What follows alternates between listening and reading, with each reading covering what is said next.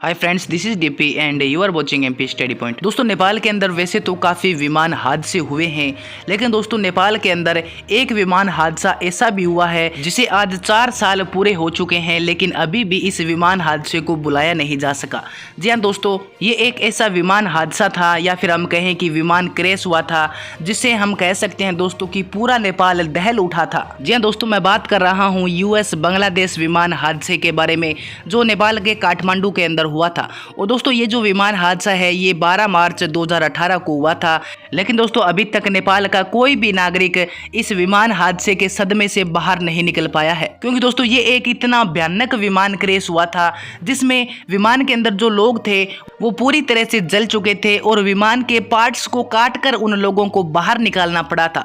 तो चलिए दोस्तों, इस वीडियो में हम पूरी चर्चा करेंगे कि ये विमान हादसा किस प्रकार हुआ था, फ्लाइट ने कहां से उड़ान भरी थी और नेपाल के किस एयरपोर्ट पर इस विमान को उतरना था। इसके अलावा दोस्तों इसका दोषी कौन है। जी हाँ दोस्तों, सबसे बड़ी मिस्टेक कहाँ हुई थी, किस गलती के चलते ये सबसे भयानक विमान हादसा हुआ था, इस पर हम पूरी चर्चा करेंगे। और कितने लोगों की जान गई थी, इस पर भी हम पूरी चर्चा करेंगे। तो आप वीडियो के अंत तक बने रहें। साथ ही अगर आप इस चैनल पर नए हैं तो चैनल को सब्सक्राइब करके बेल नोटिफिकेशन ऑन कर लें, ताकि इस प्रकार की प्रत्येक अपडेट आप तक पहुंच के सबसे पहले। तो चलिए शुरू करते हैं आज का इंपॉर्टेंट वीडियो। तो दोस्तों, मैं आपको बता दूं कि ये बात है 12 मार्च 2018 की, जब यूएस बांग्ला एयरलाइंस की एक उड़ान 211 जिसने बांग्लादेश से उड़ान भरी थी और काठमांडू के एक एयरपोर्ट पर उसे उतरना था। लेकिन दोस्तों एयरपोर्ट के पास बने एक फुटबॉल मैदान में जाकर ये जो फ्लाइट है ये क्रैश हो गई थी। जी हाँ दोस्तों, मैं आपको बता दूं कि इस विमान के अंदर 71 लोग सवार थे, जिनमें से 51 लोगों की विमान दुर्घटना में मौत हो गई थी। और दोस्तों इस दुर्घटना के बाद जो विमान था वो पूरी तरह से आग की लपटों में फट गया था।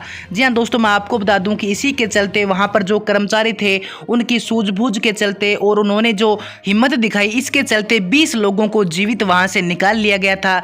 लेकिन दोस्तों ये 20 लोग भी पूरी तरह से घायल हो चुके थे।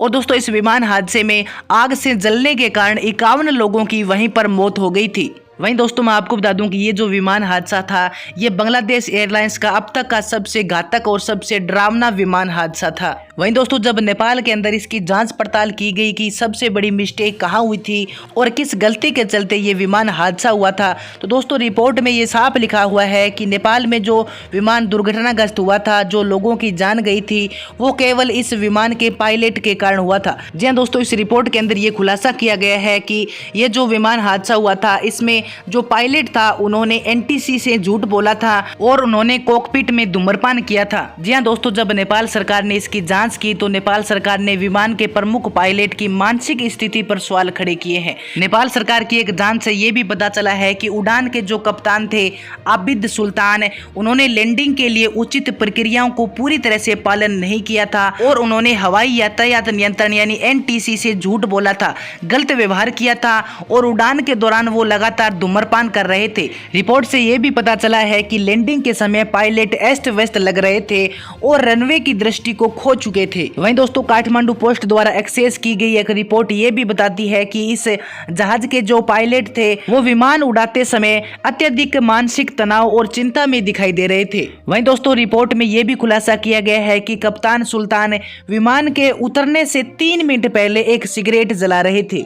वहीं दोस्तों ये भी बताया जाता है कि सुल्तान ने अंतिम लैंडिंग से 6 मिनट पहले विमान के लैंडिंग गियर को बंद करने के बारे में भी एटीसी से झूठ बोला था और कथित तौर पर जांच रिपोर्ट में ये पाया गया है कि जब सह पायलट ने अंतिम लैंडिंग जांच की तो उसमें पाया गया कि गियर नीचे नहीं आए थे। वहीं दोस्तों सबसे बड़ी बात यह भी है कि कॉकपिट वॉइस रिकॉर्डर द्वारा रिकॉर्ड की गई बातचीत से ये पता चला है कि सुल्तान बेहद ही ज्यादा तनाव से पीड़ित थे।